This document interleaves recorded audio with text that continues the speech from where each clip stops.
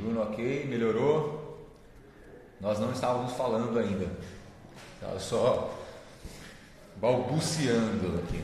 Fazendo os ajustes. Só os ajustes. 10 pessoas já. Vamos esperar só mais um pouquinho, mais 2 minutinhos, para a galera que começou a visualizar a live começar a entrar. Convide seus amigos, por favor. Clique na setinha aí embaixo da live e convide os amigos que estão online.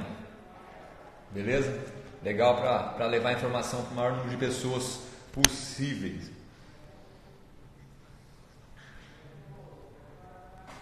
Vendo aqui. Para que seleciona? Por que seleciona? O que você manda para as pessoas que estão online, que tiveram pouco tempo e tal? Entendi. Sempre um monte de gente notificação? Chega no direct. Convidando os amigos, convidando os familiares. Matheus vai esclarecer diversas dúvidas hoje sobre nutrição. Acho que é um tema de imensa curiosidade aí da galera. Talvez o que tenha mais perguntas. Muito amplo, né? Muito amplo. Não focamos em nada específico porque sabemos que provavelmente vai abranger diversos assuntos, né? Então não tinha como sair. Já tem pergunta boa aqui já. Dona Rose. Dona Rose. Sua mãe? Oh, coisa linda, minha mãe participa.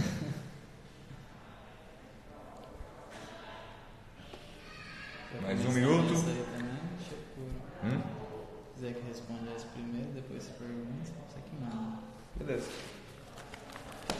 Então, bom, pessoal, boa noite, oficialmente agora, dando mais uma vez continuidade ao projeto de levar informação sobre qualidade de vida e saúde, principalmente para bastante pessoas aí que nos seguem, nos acompanham, amigos e familiares de clientes e outras pessoas que estão conhecendo o nosso trabalho agora. Hoje estamos aqui com o nosso nutricionista esportivo, Matheus Betoni. Matheus, seja bem-vindo. Obrigado, Renato. Boa noite, pessoal. Se tiver alguma dúvida, vão mandando perguntas. Caso não dê tempo de responder tudo na live, porque como o Renato falou, é um assunto muito amplo, pode mandar mensagem para mim depois, pelo Instagram mesmo, que a gente vai conversando aí nos dias seguintes. Isso, então o Matheus já se dispôs a isso, aceitou prontamente a gente participar da live. Então realmente, lá perguntando, a gente vai respondendo conforme o teor aqui da conversa. Temos um caminho para seguir no roteiro, mas vamos dar preferência às perguntas de vocês, ok? E já vou aproveitar e começar justamente com a pergunta da Rose. A Rose perguntou para o Matheus aqui o seguinte, eu acho que é uma curiosidade muito grande da galera, uma preocupação, porque ora o ovo é bom, ora o ovo é ruim, agora ele é muito bom, um dos melhores do mundo. E colesterol. O ovo tem muito colesterol, ele aumenta o colesterol, isso é real, não é real? Como funciona isso, Matheus? Então, pessoal, que o ovo tem colesterol, sim, é verdade, mas o controle do colesterol é muito mais interno do que pela alimentação. Então, mesmo que a gente tenha um consumo não elevado, porque comer ovos não vai fazer com que a gente tenha um consumo elevado de colesterol, mas não é o colesterol da alimentação que vai elevar muito, porque o nosso organismo, por exemplo, 70% é o controle interno. E o que vem da alimentação que vai variar um pouquinho, mas é muito pouco. E, por exemplo, hoje o ovo é considerado o melhor alimento depois do leite materno. E tempos atrás fazia omelete só com clara, aquela coisa sem graça, né?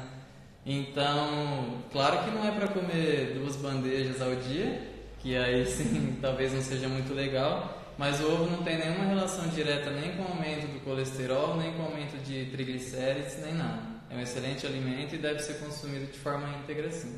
Muito legal. Eu acho que é uma dúvida bem grande que já matou a pau aqui logo de cara. Depois, se alguém voltar nesse assunto do ovo, a gente mastiga de novo, porque eu acho que ainda é um tabu, sim, né, da galera essa questão do ovo. Então, coma com moderação, seguindo com o nutricionista. O Kleber perguntou assim, qual a ordem de comer os alimentos na refeição? Exemplo, fruta, salada, proteína, carboidratos. Tem uma ordem melhor ou não? Certo. Então, eu estava comentando com o Renato agora há pouco, a resposta que a gente mais fala é o depende, né? Porque, vamos supor, tem um estudo muito recente de fazer o consumo da salada, dos vegetais, esperar 10 minutos e fazer o consumo do restante. arroz, feijão, carne, se tiver a fruta de sobremesa, fruta. Esse estudo tem mostrado que, se for feito dessa forma, vegetais, esperar 10 minutos e depois o restante, tem um controle muito melhor da glicemia, que é o quê? É o aumento do açúcar no sangue, então vai ter um controle muito melhor da glicemia e da liberação de insulina do que se for consumido tudo junto ou se for o contrário, primeira refeição, depois a salada, independente. Agora vamos citar outro exemplo. Então, nesse caso, pensando em perda de peso, no qual normalmente um obeso já não tem uma resposta muito boa de glicemia, tem muita resistência à insulina, talvez seria uma estratégia legal. Agora vamos pensar numa pessoa que o objetivo é ganho de massa muscular, que ela tem que consumir uma quantidade muito alta de comida durante o dia, tem que fazer refeições muito volumosas. Será que seria interessante ela comer um prato de salada, que já vai saciar um pouco, para depois ter que comer aquele grande quantidade de macarrão, arroz, feijão e carne, por exemplo? Já não seria muito interessante, porque ia fazer com que ele não conseguisse comer aquela grande quantidade. Então, depende. Pensando na melhora da insulina, da resistência à insulina, tem mostrado benefício fazer o consumo de vegetais, aguardar um tempo e depois fazer o restante da refeição. Tirando nessa situação, não tem necessidade de estar comendo antes, junto, depois, independente. Muito legal, acho que a grande maioria das pessoas procuram emagrecimento, né? Acho Sim. que um público muito grande aqui especificamente, né, dentro da nossa academia, é a maior procura. Todo mundo quer perder uns 2 quilinhos, pelo menos, né? Uns mais, outros menos. Mas isso é uma orientação boa, uma estratégia simples, né? O cara vai comendo devagarzinho, batendo um papo às vezes ali com a família, vai ganhando tempo, começa, acho que, liberar hormônio de saciedade e tal. Sim, já passa a sinalização para o nosso cérebro já de saciedade, né? Então faz com que que a refeição que venha depois, que é onde tem mais os macronutrientes, né? Mais rico em carboidrato, proteína, gordura, faz com que a gente, comendo menos, fique saciado de forma mais rápida. Matheus, só da continuidade disso. E tem alguma refeição que não necessite de carboidrato? Porque a galera fala muito da questão do carboidrato noturno. Certo. Eu acho que é outra questão bem comum. Eu nem escrevi aqui, mas já veio na cabeça agora emendando, né? Que carboidrato à noite não pode, que engorda, que é o grande problema, que a grande estratégia aí da maioria das pessoas é: eu não estou jantando. Sim. E aí? Só come um frango só, e uma salada. Só um frango e uma salada. Faz sentido isso?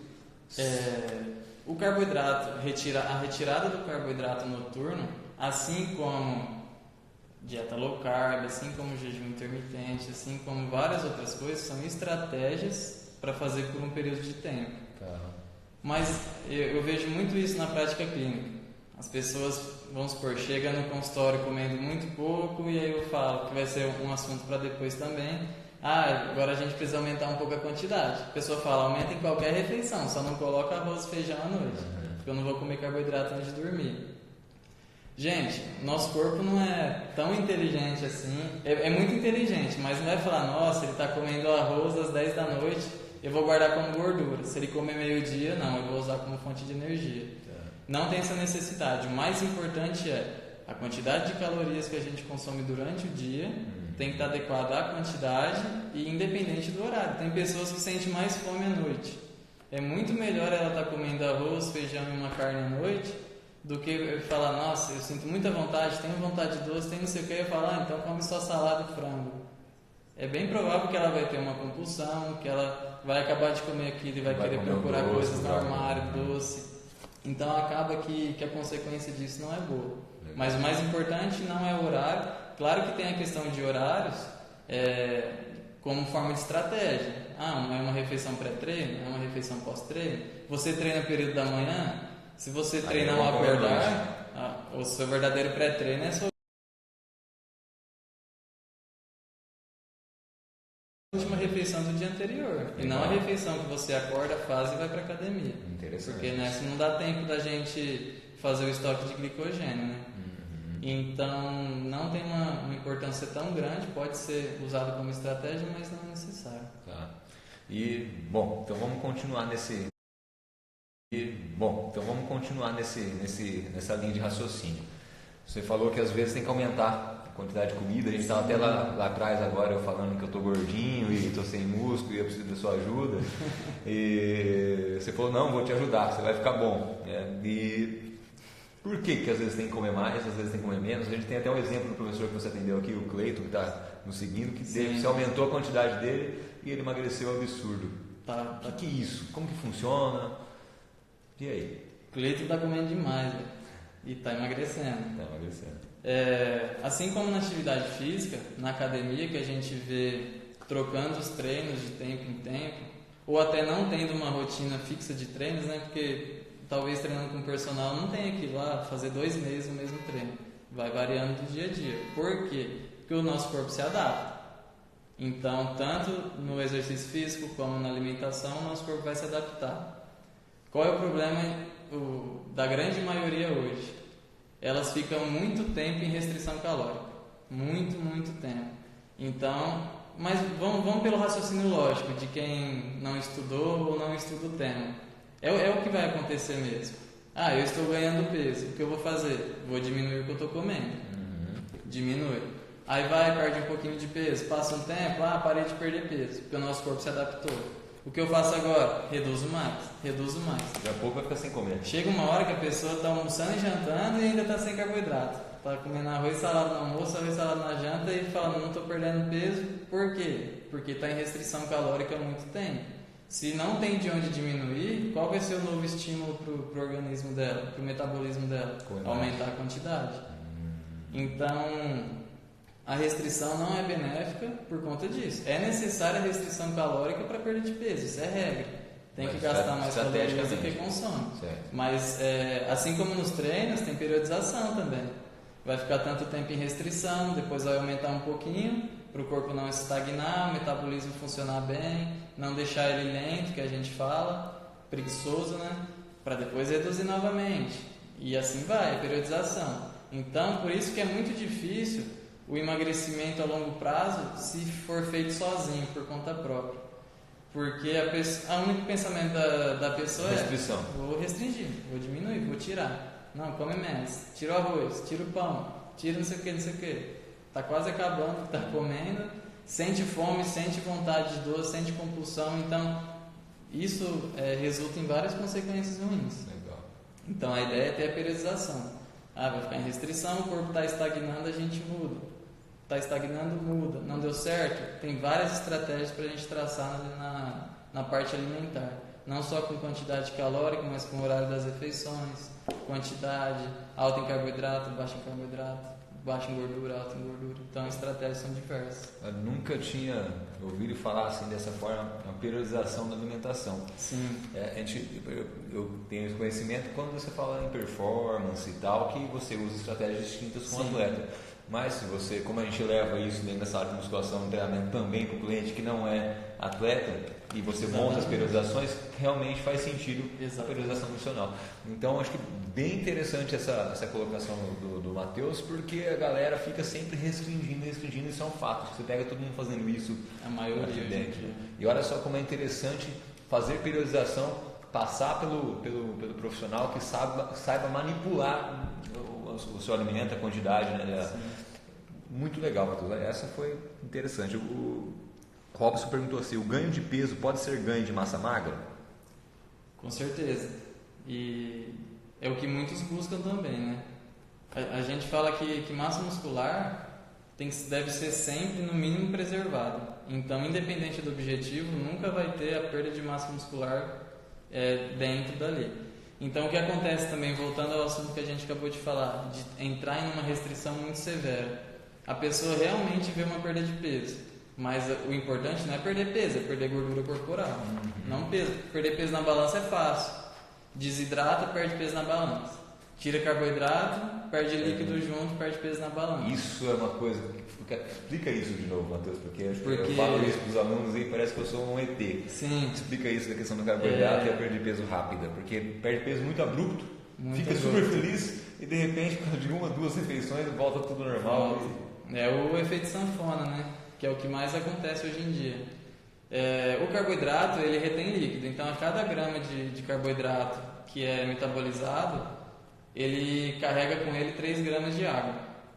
Então pense com a gente. Perdi, vamos supor, eu reduzi o carboidrato, tirei todo o carboidrato da minha dieta e isso resultou em 1 quilo a menos. Sim. Por causa dessa restrição. Aí vai ter muito mais de água. Então você fala assim, nossa, em uma semana eu perdi 3 quilos, perdi 4 quilos. Gente, é impossível perder 4 quilos de gordura corporal uma semana, em 2 semanas que seja. Não se perde. 9.000 quilocalorias, não é tão simples, não se nem perde. matemática é tão simples assim. E mesmo que desse pra gente fazer com essa matemática exata, o nosso corpo vai se adaptar. Então também não vai acontecer isso num período maior. Procura o platô, né? Sempre, né? Procura o platô, então vai estagnar, você vai ver que você vai subir na balança uma semana, na outra o peso não muda.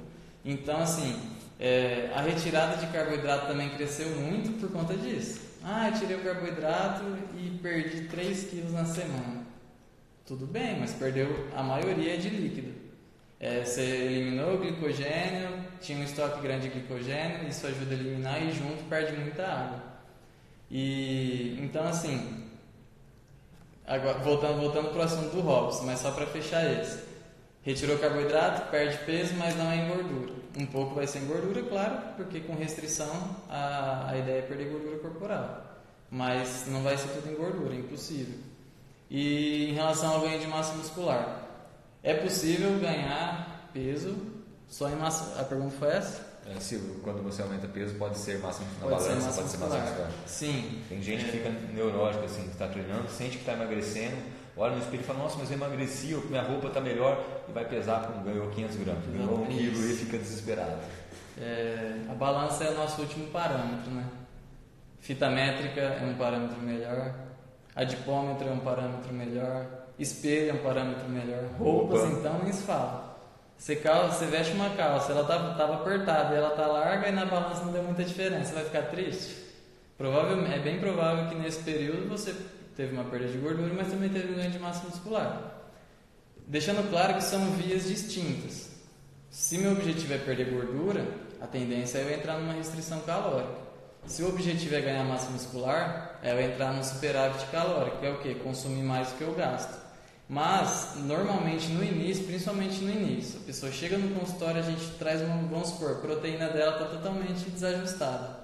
Aumenta o consumo de proteína e entra numa restrição. É muito provável que ela ganhe massa muscular e perda gordura, principalmente nesse início, porque foi um estímulo novo.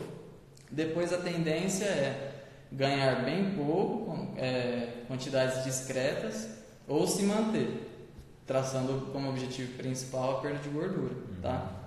Então, assim, são distintos. A pessoa chega no consultório e fala, eu quero ganhar massa e perder gordura. A gente tem que deixar claro para ela qual é o seu objetivo principal hoje. Sim. Perder gordura ou ganhar massa? Por isso, priorização. Isso, porque um tem que priorizar. Não tem como priorizar os dois. Se um é restrição, o outro é acréscimo de calorias. E é possível, sim, ganhar peso só em massa muscular. Normalmente também, quando o objetivo é ganhar massa muscular, é bem provável que acompanhe um pouquinho de gordura, mas é uma quantidade discreta também. Então, a pessoa pesava 50 quilos, foi para 53. Talvez ela ganhou aí 1% de gordura. O que é 1% de gordura para 3 quilos que você ganha na balança? É muito pouco. Então, a gente aumenta as calorias, ela vai ganhar bastante massa, talvez ganhe um pouquinho de gordura, mas quando ela atingir o objetivo dela, a gente pode falar, agora vamos eliminar essa gordura. É mais fácil perder a gordura mantendo a massa do que ganhar massa sem ganhar nada de gordura. Tá, entendi. Então, isso é importante. Então, escolher estrategicamente qual é o seu objetivo principal e trabalhar com maneira periodizada. Mais uma vez, periodização, voltando ao ponto. Né? Não é simplesmente cortar ou comer mais ou comer menos de qualquer jeito. Podia ser, né? Porque aí pra gente seria mais fácil. Pois é. Só falar, não, corta isso. Você não ia ter muito trabalho, né? Então, a galera ia se virar sozinha. Não é simples assim. Gente. Legal. Tem uma pergunta aqui que eu nunca ouvi falar, mas cafeína altera a glicemia? Não. Espero que não, né? Porque eu tomo café agora, inclusive. Mas não tem estudos relacionando isso. E agora tem uma relação de cafeína e glicemia, mas é uma relação benéfica. Que a cafeína, pós-treino, melhora a ressíntese de glicogênio. Olha só. Tem sido provado isso. Pós-treino. Pós-treino. Então, vamos dar um exemplo aqui, já que é minha prática também. Num campeonato de CrossFit, no qual em um dia você realiza 3 provas. Você precisa ter glicogênio para realizar a prova e você precisa ter essa ressíntese, então estocar glicogênio de volta num período curto para realizar a próxima prova. Então a cafeína, além dos outros benefícios dela na atividade física, que a gente vai falar também, auxilia muito nesse pós-treino. E claro que não precisa sair você está saindo lá passando mal e tomar um cafezão quente, porque pelo amor de Deus, a última coisa que você quer é alguma coisa quente após a atividade de alta intensidade. Mas, por exemplo, se essa cafeína foi suplementada de forma correta antes da primeira prova, ela tem uma meia-vida de 5 horas. Então, utilizei 1 hora antes da primeira atividade. Quando chegar lá no segundo, ela ainda vai estar funcionando. Quando chegar na terceira, ela ainda vai estar no finalzinho do efeito dela. E demora uns 15 minutos para começar a fazer efeito, é isso mesmo? O pico é em 1 hora. 1 hora. 1 hora. Então, principalmente o correto, assim, para ter o efeito benéfico é na forma de suplementação. Por quê? Porque a concentração de cafeína de um café varia muito. Primeiro que varia da marca do café, do cultivo, de tudo, da forma que foi feito, mas não se compara à suplementação. Até muito porque mais, é muito mais. Vamos supor, esse copinho aqui de café que eu fiz, vamos supor que tenha 100 mg de cafeína. A dose mínima para uma pessoa de 70 quilos, para ter algum efeito na performance, é 210 mg. Porque varia de 3 a 6 miligramas por quilo. Então seria aí de 210 a 420. Então vamos considerar que pode chegar até 420. Aí eu vou lá e consumo 100 miligramas. E quero o efeito. Mas aí tem a maravilha que é o efeito placebo também, né?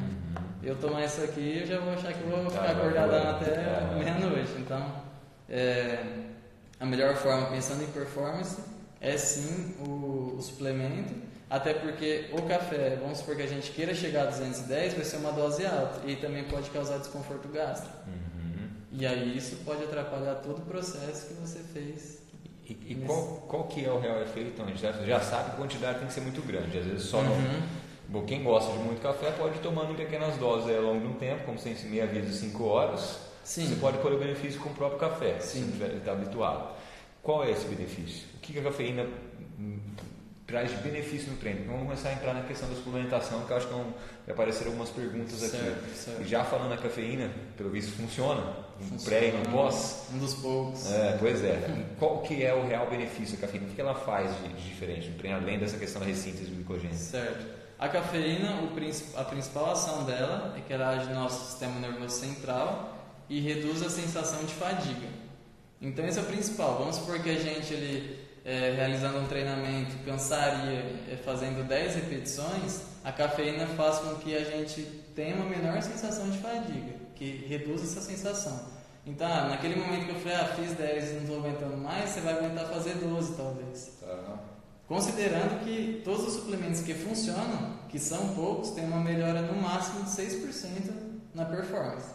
Então, assim, pensando, vou tomar cafeína certinho para funcionar. Não vai ser uma melhora absurda. Você vai começar a tomar cafeína e vai aumentar a carga, aumentar muito o número de repetições. Não, mas vai fazer com que você consiga permanecer naquela atividade, principalmente de alta intensidade, por mais tempo. Você vai ter a sensação, porque a gente brinca também, ainda mais vocês da área de educação física, que talvez num exercício de alta intensidade, primeiro cansa a cabeça do que o físico em si, né? Você, antes de cansar, de entrar em fadiga mesmo, você já está assim, nossa, estou cansado, você acaba desistindo. Então, a principal função da cafeína é essa, ela vai reduzir essa sensação de fadiga, atuando no sistema nervoso central, então é sensação mesmo. Então a gente vai conseguir prolongar um pouco a atividade. E vamos continuar no assunto do suplemento. Então já vimos que a creatina é um dos que funcionam e tem uma efetividade, aí o aumento está então de 6%. Quais mais? Cafeína. A cafeína funciona para qual esporte? Então, ou para qual ela não funciona? Só para a cafeína é um dos poucos, dentre os que funcionam, que dá para ser utilizado em vários esportes. Por quê? Principalmente por essa meia-vida dela. Vamos supor que vai ser um campeonato de crossfit, que a prova vai durar 10 minutos, ou vai ser uma sessão de musculação que vai durar 1 hora, ou vai ser uma corrida de rua, um pedal, por exemplo, que vai durar 3 horas. Considerando que essa meia-vida dela é de 5 horas, pode beneficiar todo mundo. Tá. Mas todos esses suplementos, o principal são para atividades de alta intensidade e curta duração, sim. Mas a cafeína pode ser utilizada em outros também. Tá. Quais mais suplementos que a gente tem? Bom, me fala todos que você sabe que funcionam, que tem evidência científica, que funcionam. Depois a gente dá umas corridas sobre cada um deles. Olha só, hein, gente.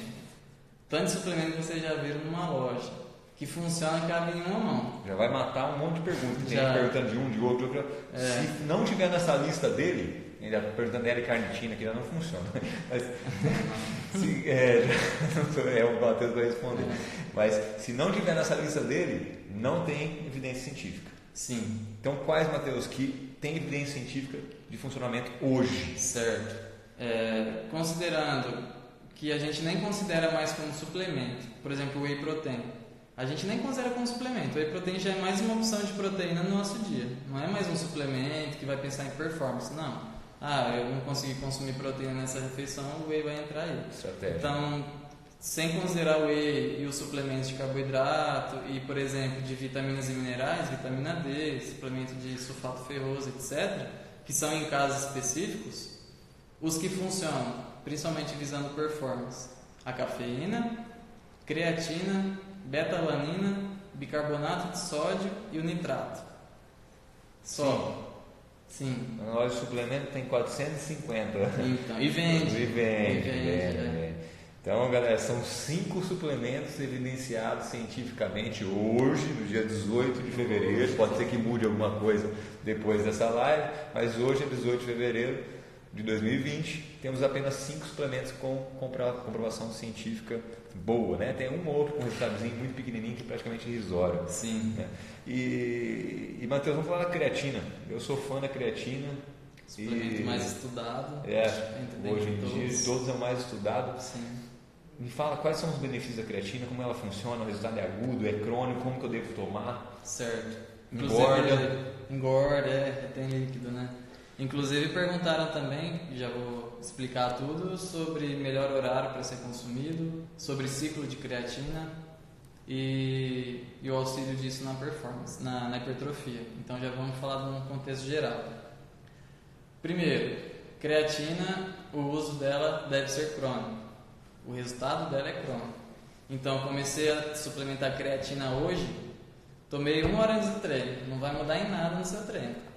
A não ser que você acredite muito nisso, talvez tenha o efeito placebo. Mas assim, pensando numa dose de manutenção, a gente começando numa dose de manutenção, vai saturar a partir de 3, 4 semanas. E a partir daí vai começar a exercer o efeito dela. Como funciona a creatina? A creatina funciona por uma forma de saturação. Então a gente consome todos os dias e vai estocando creatina nas nossas células musculares. E aí, depois que tem a saturação completa, que ela começa a exercer o efeito. Aí muita gente pergunta, mas creatina não engorda? Não retém líquido? Sim, retém líquido. Mas onde? No músculo. Não engorda. Então não engorda. Então não é... Ela retém líquido sim, mas não engorda. Não é essa retenção subcutânea que a gente sente quando a gente, por exemplo, aperta a nossa barriga com o dedo e fica aquela marca. Que a Ana Maria faz drenagem lá e melhora. Isso. Não é isso. Não é isso. Pode fazer drenagem que a creatina vai ficar lá. Vai ficar lá. Tá. Legal. Inclusive vai dar um aspecto até melhor. Você está enchendo o nosso músculo de água, vai dar um aspecto de uma musculatura mais cheia, mais massa densa. muscular. Variação física vai dar com uma massa muscular. Sim. Então, assim, ela funciona como forma de saturação. Como funciona isso? Ela pode ser suplementada de 2 formas. Vamos supor que você vai participar de uma corrida aí de 100 metros, de um sprint, daqui 2 semanas, 1 semana, e você não começou a suplementar creatina ainda. E aí você foi no nutricionista e falou, a creatina é muito bom para o esporte que você está fazendo. O que você pode fazer? Fazer a supersaturação de creatina, que seria o quê? Você vai começar por 5 dias... Na verdade, vamos supor que seu campeonato seja 1 semana, você já vai começar aí nos 5 dias ou até o dia do campeonato, 5 a 1 semana, suplementando em média 20 gramas de creatina por dia. Tá. E aí você vai fracionar, claro, não vai tomar os 20 gramas de uma vez. Então, vamos dividir aí em 4 períodos, por exemplo. Porque fazendo essa supersaturação, em uma semana já vai começar o resultado. Agora o normal, não está com pressa, vou começar a tomar agora para um campeonato lá na frente. Vamos começar pelo básico. Para pessoas normais que não fazem campeonato nenhum, que não tem performance, que simplesmente usam já melhora, uso constante. Sim, uso constante. Antes falava-se muito de ciclo de creatina. Vou tomar por 2 meses, parar a suplementação. Não faz sentido, gente. Até porque os estudos mostram até com pessoas com insuficiência renal ou com apenas, vamos supor, um rim funcionante, algo assim, que a creatina não vai causar problema renal. Que talvez seja até uma pergunta que surja. Não causa problema renal, é o suplemento mais estudado dentre todos, mais que o whey, mais que tudo, mais que BCAA, e não causa problema renal. Então, qual que é a função dela? A gente tem 3 vias energéticas que a gente utiliza durante o exercício. A ATP-CP, que é a que utiliza a creatina como substrato energético, glicolítica e oxidativa. Essa ATP-CP, a gente fala que é utilizada nos primeiros 30 segundos de atividade de alta intensidade. Então a creatina entra muito como benefício, aliás, só é benéfica para atividades assim. Curta duração. Uma pessoa que corre 15 quilômetros, não.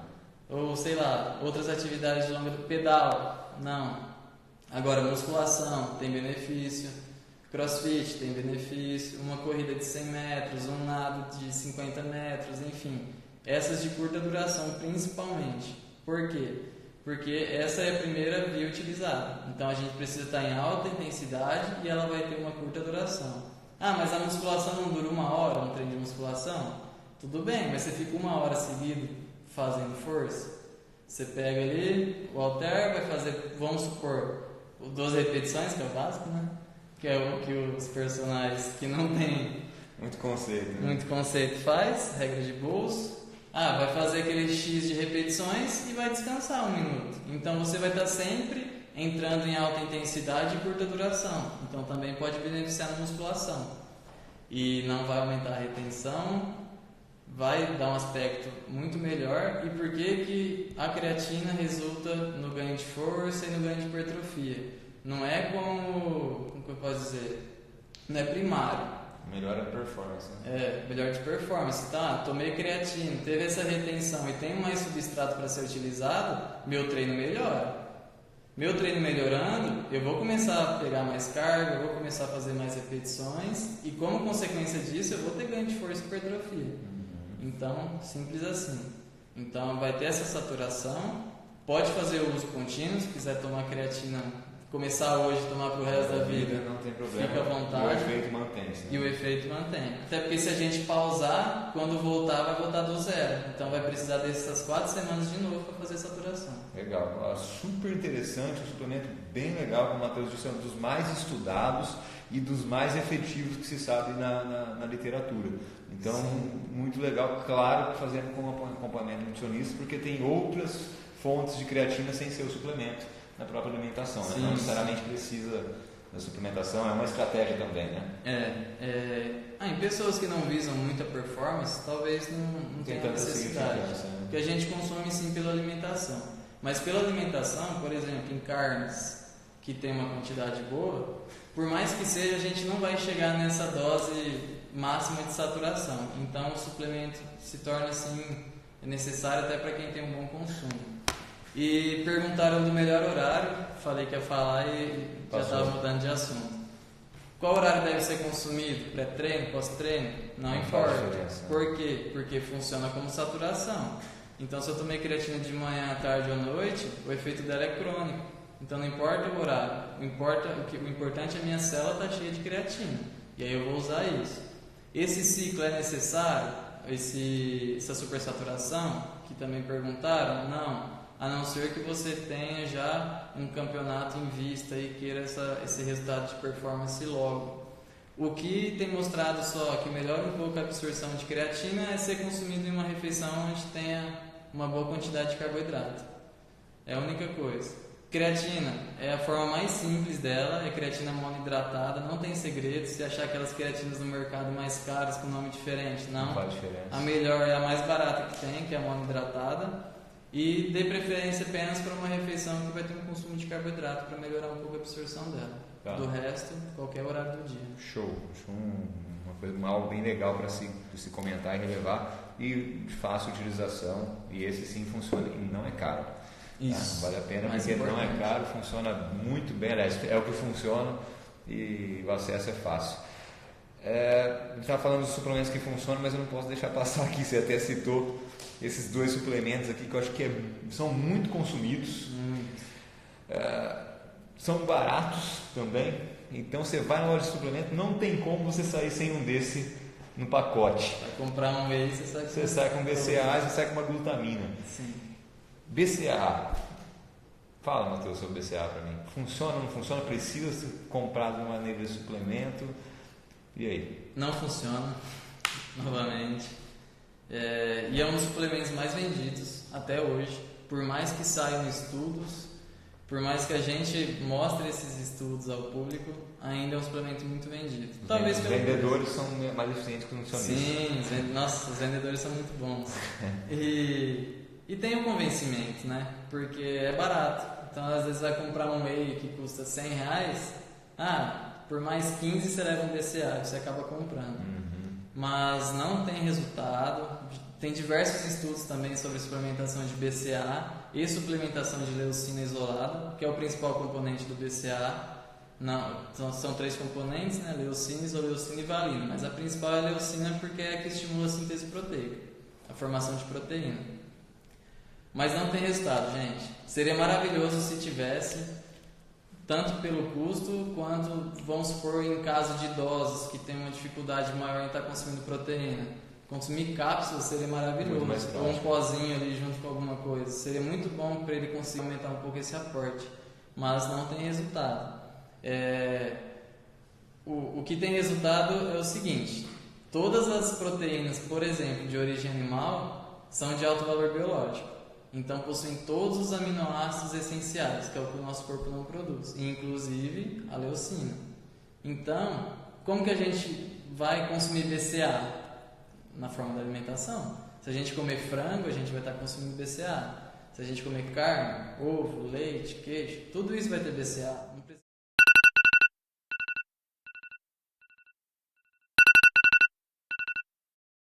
Não precisa consumir proteína e não aminoácidos isolados. Então, mesmo os estudos, inclusive eu postei no Instagram ontem ou anteontem um estudo sobre BCA e suplementação de BCA e de leucina isolada. De BCA visando a recuperação muscular, o grupo que suplementou e o grupo placebo não teve nenhuma diferença. E o de leucina, que é o aminoácido mais importante nesse contexto, visando ganho de força e de massa muscular. Não teve nenhuma diferença em quem suplementou e em quem foi o grupo placebo. Então é mais um suplemento aí para ser descartado, para vocês não gastarem o dinheiro de vocês. Como que é seu Instagram, Matheus?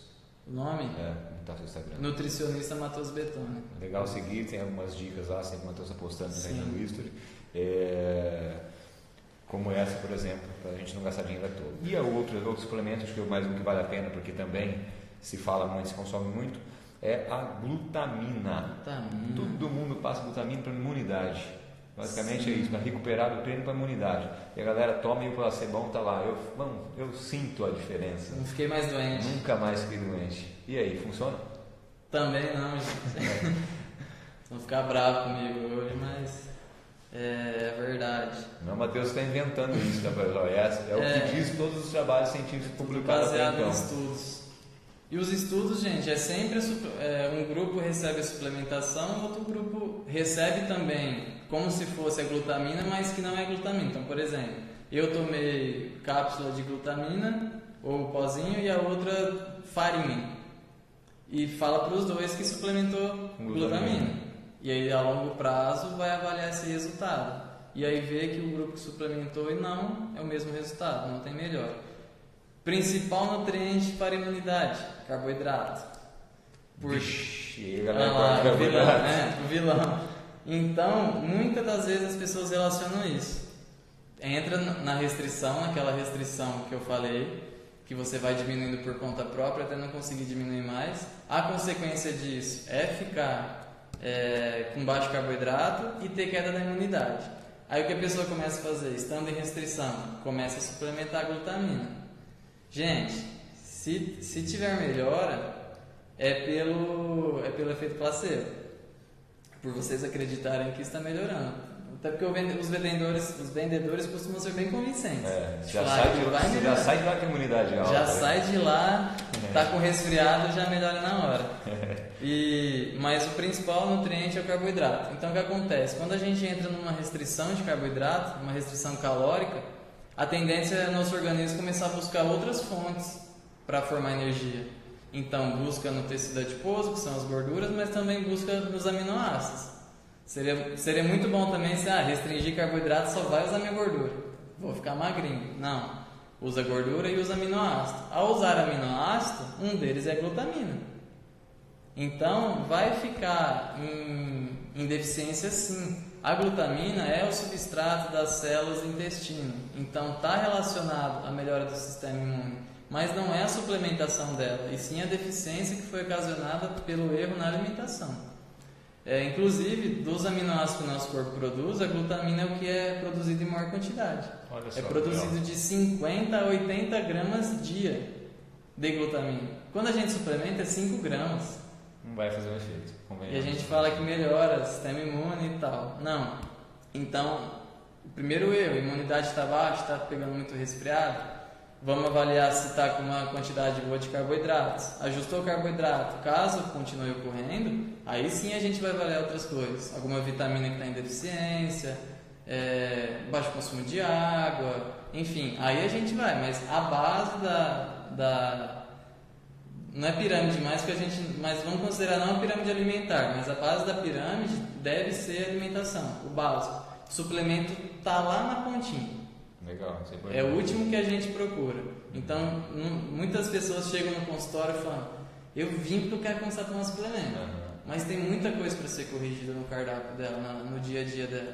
Então a gente vai primeiro mudando a alimentação.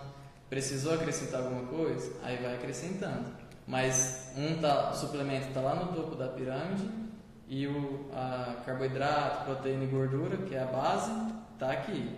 E atividade física, né, que é o mais importante. Nutrição, atividade física, sono, descanso. Então essa é a base. O restante a gente vai buscando só depois que tudo da base estiver ajustado. O Dr. Poleto até postou esses dias, ele já fez a live aqui com a gente, sobre glutamina e câncer. Né? Tem um estudo primário sendo feito agora, foi feita uma parte dele, falando que a glutamina ela é essencial no mecanismo de proliferação do câncer. Então eles estão usando um produto lá, um remédio, vamos dizer assim, que bloqueia o acesso das células à glutamina. E aí houve uma resposta, a princípio, né, nesse primeiro estudo, positiva com a não proliferação dessas células cancerígenas. Então, mais um ponto contra a glutamina, partindo do pressuposto que isso vai ser real, que o estudo vai terminar com essa característica, não é uma boa, né? Também nesse ponto. A Maria Clara perguntou o que você acha do Blue Magic. Nunca ouvi falar disso, você conhece? Não conheço. Não conheço. Depois a pergunta separado ou traz para o Matheus aqui. Manda para mim que eu vou... A Maria Clara Carolina. Parece uma coisa diferente, eu vou pesquisar. Isso, traz para a gente, o Matheus vai dar uma pesquisada e fala sobre esse assunto, que eu também nunca ouvi falar. O Morrobson perguntou se treinos de tiros rápidos de alta intensidade utilizam o sistema TPCP, afirmou, né, glicolítico anaeróbio. Ocorre a redução do glicogênio muscular. Qual o melhor alimento antes do treino? Então, o carboidrato, né? O carboidrato é o melhor antes de todos os treinos, gente. Não importa se é alta intensidade e curta duração, o melhor pré-treino é carboidrato. Intensidade de alta moderada com uma duração um pouco maior, carboidrato. Endurance, carboidrato. Sempre vai ser carboidrato. Esse é o verdadeiro pré-treino, não é a cafeína, não é os pré-treinos que vendem, que a gente vai falar também, não é nada disso. O que vai dar energia pra gente, igual eu falei, a melhora desses suplementos que funcionam tem uma melhora máxima de 6% na performance, é muito pouco. Agora o carboidrato ajustado sim vai trazer resultados, até porque, por exemplo, numa competição de endurance, uma pessoa que pedala sei lá quantos quilômetros por 4 horas, ela precisa repor carboidrato durante a prova, é necessário. E quando falamos de carboidrato, não é batata doce e arroz integral que ele vai comer, até porque ele está pedalando.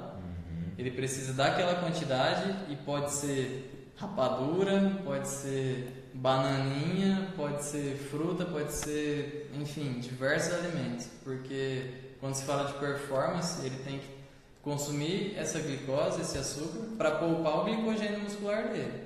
Ele não vai estocar glicogênio durante a atividade, mas sim poupar para ele ter uma performance melhor durante a prova. Ó, é assunto, hein, Matheus? Já estamos se encaminhando aqui para o fim, passa rápido. Tem, olha, o tanto de perguntas que só eu fiz aqui, é uma pancada. O Edu Pascoal até afirmou que tem um estudo falando da leucina também nesse mesmo sentido, provavelmente do câncer que eu falei. Bem legal, obrigado, Edu. Matheus, você falou de termogênico, esses pré-treinos aí então, né? Normalmente o termogênico, né? O pré-treinos funciona? Também não. Gente, termogênico. Tem até uma nutricionista que é professora minha, a Mari, que é uma excelente profissional, que esses dias ela postou um vídeo falando assim, existem 2 tipos de termogênico, os que fazem mal e os que não funcionam. Porque termogênico não funciona. O melhor termogênico que existe é atividade física. E exercício físico. E a água, aí. A água, excelente. Muita gente tem baixo consumo de água hoje em dia e, enfim, compõe 70%, 75% do nosso corpo. A gente precisa consumir. A desidratação também está diretamente relacionada à performance. A piora do intestino, enfim, da pessoa estar constipada, não conseguir ir ao banheiro, isso vai atrapalhar várias coisas. Dor de cabeça é sinal de desidratação. Então a água também está na base, não citei ela, mas está na base. Junto com os nutrientes, treino, é o consumo de água. Até fome, né, está relacionada com desidratação. Com a fome também. Digestão. Tem até um estudo legal que eu vi sobre isso, estrategicamente usando a água meia hora antes das principais refeições, com uma redução de peso corporal total ao longo de 8 semanas. Questão de saciedade. Exato, principalmente questão de saciedade e tal. Aumenta até o metabolismo, a água assim, mais efetivo que qualquer outra coisa. Né? E a gente funciona, se toma um termogênico e aí fala assim, nossa, esse termogênico funcionou, o que você bebeu com ele? Água. A água tem sido mais efetiva do que a cápsula que você ingeriu, né? E aí vem também a questão da água com limão, né? Já que a gente tá falando. Legal, água com limão. De funciona. tomar água, limão, glutamina e gratidão. Você juntar a glutamina, aí que vem o resultado, né? Gente, é a mesma coisa. A pessoa chega no consultório e fala assim, comecei a tomar água com limão e eu vi que melhorou, tô indo mais ao banheiro, não sei o quê.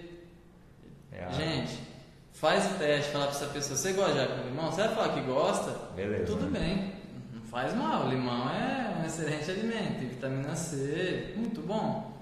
Mas não tem relação nenhuma com o emagrecimento. Agora, se as pessoas falar que melhorou o dia dela, ela ficou mais disposta por causa dessa água com limão, se ela tomar só água no lugar da água com limão, ela vai ter os mesmos benefícios. Olha só que legal, que interessantíssimo. Vou rapidinho aqui para a gente não perder esse tema, que eu acho que já teve até pergunta sobre isso lá atrás, eu nem anotei quem foi, mas jejum intermitente. Jejum intermitente é uma moda, né? Uma moda, todo mundo faz jejum intermitente, você vai uns anos aqui, outro ali, você já sai com jejum intermitente prescrito. Prontinho. E aí? É mais uma estratégia. Não é uma opção para a gente usar também em uma periodização. Não é para todo mundo também. Não é para todo mundo. Tem gente que fala, a refeição mais prazerosa do meu dia é meu café da manhã. Você vai falar para começar o dia pelo almoço? Impossível. Vai piorar em tudo. Então, assim, pode ser feito? Se a pessoa chega no consultório... Hoje em dia, gente, muita gente já faz jejum intermitente. Muita gente não tem o hábito de tomar café da manhã. Acho que fez a vida inteira e nem sabe. Fez a vida inteira e não sabe, mas agora que tem um nome, vai ver benefício nisso. Mas fez a vida toda. Então, assim como a low carb, assim como a cetogênica, do Mediterrâneo, etc., tudo é estratégia. Às vezes o jejum intermitente é melhor para uma pessoa, não tem problema. Mas porque muita gente relaciona o jejum intermitente com a perda de peso? Porque ela fazia uma alimentação convencional e aí do nada ela começa o jejum intermitente. Mudou o estilo. Gente, além de mudar o estímulo, você parou de fazer o café da manhã. Às vezes o café da manhã da pessoa é 2 pães, 2 copos de leite, Diminui a ingestão calórica. fruta e não sei o quê. Aí você reduziu 400 calorias. Vai perder peso. Perdeu peso. Porra. Não foi pelo jejum, e sim pela restrição, que é o primordial na perda de peso, restrição calórica. Legal, acho bem interessante. Se tiver mais perguntas sobre esse sentido, por favor, coloquem aqui. Proteína pós-treino, foi uma pergunta da Sofia, lá em cima deixei para trás aqui no final. É necessário comer proteína logo após o treino? Porque a gente vê todo mundo saindo da academia desesperadamente, com o shake na mão, chacoalhando. Se eu sair da sala de água para ir no banheiro antes de tomar a proteína, provavelmente vou estar catabolizando. Faz sentido, Matheus? Também não. Tinha muito disso antes de novos estudos, da janela de oportunidade. Que a gente vê que a janela de oportunidade era, por exemplo, em até 1 hora depois do treino, fazer aquela refeição líquida, que teria uma rápida absorção e ainda consumir junto com carboidrato. Isso, exato. Para aumentar a liberação de insulina e com isso aumentar a síntese proteica, porque liberar uma insulina ia levar rápido para a célula e a gente não ia catabolizar. E depois de 1 hora a gente fazia uma refeição sólida.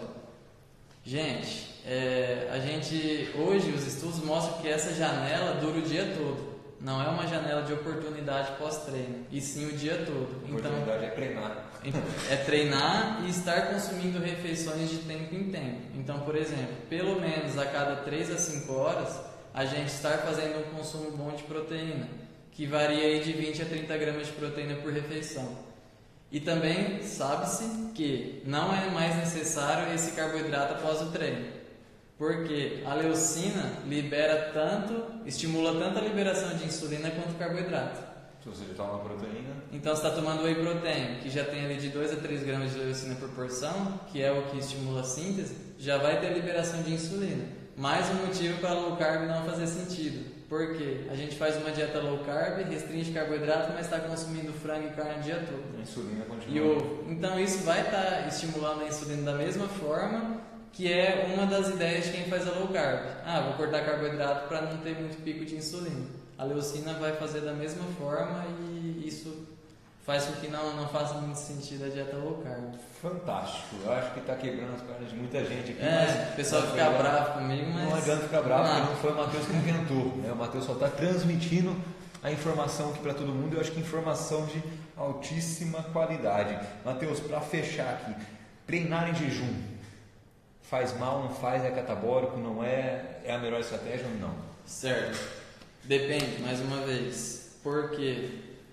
Eu acordo 6 horas da manhã, acordo 5h40 e 6 horas é meu treino. Se eu comer alguma coisa, eu passo mal. Qual que é o melhor para ela? Treinar em jejum.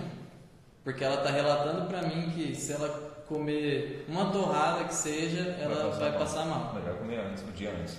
Faz um jantar um pouco mais caprichado, principalmente em carboidrato, novamente, à noite, sem problema nenhum. Aí olha a diferença da periodização e organização, hein? Sim, para acordar com um estoque bom de glicogênio para ser utilizado no treino. Chegou do treino, faz a refeição tranquilo, que é o horário que você se sente mais confortável. Da mesma forma que tem gente que fala, se eu for em jejum eu passo mal. Isso. Eu tenho queda de pressão, eu tenho tontura, vertigem, tudo. O importante para ela é o quê? Fazer a refeição. Tem gente que come muito antes do treino e se sente bem. Tem gente que se comer meia maçã vai passar mal. Então é individualidade biológica, que é sempre vai ser. Primeiro, ouvir do paciente o que ele prefere, o que ele se sente bem e a partir daí a gente montar o cardápio. Legal. Acho que vamos entrar em outro assunto mais alongado, porque senão não vai dar tempo de falar. Sim. Nossa live fica sozinha, faltam aí 5 minutos aproximadamente, 5 minutos e meio. E tem mais algum assunto, algum ponto que você acha crucial abordar que a gente não tenha falado, Matheus? Tem as dúvidas gerais, assim, né? Mais, como posso falar? Tem que ser papo. De sim ou não, mas aí tem alguma pergunta aí? Não, agora não. Tem mais uma coisa ou outra aqui, mas é muito alongado. Não, gente, é assim, só pra gente finalizar então. Deixar bem claro que o importante na perda de peso, por exemplo, vai ser a restrição calórica e a atividade física é essencial. E só pra fazer um comentário também do estudo recente que eu estava lendo, que relaciona que as pessoas, quando começam a fazer atividade física, Muita gente fala, eu comecei a treinar, mas também não estou conseguindo perder peso. O aumento da atividade física, 2 exercícios. Estou fazendo 1 hora de musculação intenso, de treino funcional, enfim, alguma coisa intensa. O que os estudos têm mostrado? Que quando a pessoa começa a fazer essa atividade intensa, tende a ela ser menos ativa durante o dia, pelo cansaço, e tende a ela ter a ideia da compensação na alimentação. Então ela fala, estou treinando muito, ela se sente mais cansada e aí faz menos coisa durante o dia. E, estou treinando, posso comer isso. E aí junta todos esses fatores e mesmo você iniciando atividade física, você não tem o resultado. Por isso que a ideia é atividade física, uma alimentação. Atividade física com um profissional habilitado, alimentação com um profissional habilitado e ter um bom descanso também. Só para agendar com o Matheus, liga aqui na academia, 3519 4444, ou entre no Instagram dele, fale com ele, agende uma consulta com ele. Matheus, muito obrigado. Eu agradeço. Foi fantástico, foi bem interessante. Dá pra gente fazer mais live, porque a gente tem mais assunto para ser abordado. A galera vai perguntando, tem mais perguntas que a gente nem falou aqui, mais dúvidas e respostas. Sim. Então mandem mais perguntas, a gente pode montar uma outra live aí num espaço curto de tempo e falar sobre mais alguns assuntos com mais profundidade agora, que hoje a gente abordou de maneira mais geral, entrando em um ou outro com mais aprofundamento. Sim. Então obrigado mais uma vez, mais uma live se encerrando, semana que vem tem mais. Então Matheus, mais uma vez obrigado, galera. Dúvidas diretamente com o Matheus, obrigado pela atenção de todo mundo e a participação de sempre, super ativa. Um abraço e até a próxima. Valeu, pessoal.